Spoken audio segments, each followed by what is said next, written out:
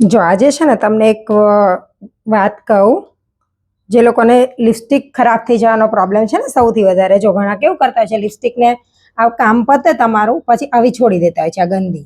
તો છે ને એકવાર તમારો ઓર્ડર પતી જાય અને હવે કેવું સિઝન પૂરી થઈ ગઈ હોય તો લિપસ્ટિકો આમાં છે ને જમ્સ લાગે, એટલે આને આવી રીતે ટીપ તમે જ્યારે નવી લાવો ત્યારે કેટલું સરસ આમ મસ્ત ક્લીન હોય ચકાચક.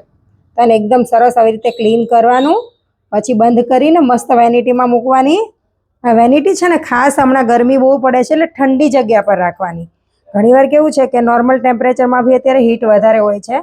મેં આજે જ નોટિસ કર્યું હતું કે મારું લિપ બામ છે ને એકદમ ગરમ થઈ ગયું હતું, અંદર હતું રૂમમાં તો બી. એટલે બનતા સુધી અમારી એસી વાળી રૂમમાં મૂકવાની, ફ્રીજમાં નથી મૂકવાની, પણ થોડી ઠંડી જગ્યા પર વેનિટી મૂકવાની. હમણાં જો તમને યુઝ ના હોય, સિઝન નથી એટલે.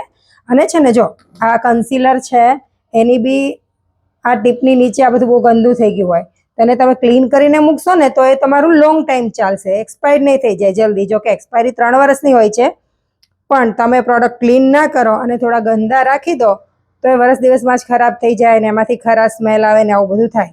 તો જેને ખબર છે, બહુ સ્માર્ટ લોકો છે એને ખબર છે, મારો વિડીયો એના માટે છે. જેને નથી ખબર તો તમે આટલું બી હાઇજીન મેન્ટેન રાખશો ને, તમારા મોંઘા મોંઘા પ્રોડક્ટ્સ જે અત્યારે 4,000 5,000 હજારના, આ ચાર્લોટ ટિલબરીનું 8,000નું ફાઉન્ડેશન, એરબ્રશ ફ્લોલેસનું ને આ બધા છે ને આ બહુ મોંઘા હોય, તો આને છે ને સાચવવા બહુ જરૂરી છે. અને ખાસ કરીને જેને ઓછા ઓર્ડર આવતા હોય, જેનું હજુ સ્ટાર્ટ કર્યું છે, નાનું કામ છે ને પ્રોડક્ટ બહુ મોંઘા છે એમની પાસે, તો છે ને આવા ક્લીન કરીને રાખશો ને તો એ જલ્દી ખરાબ નહીં થાય.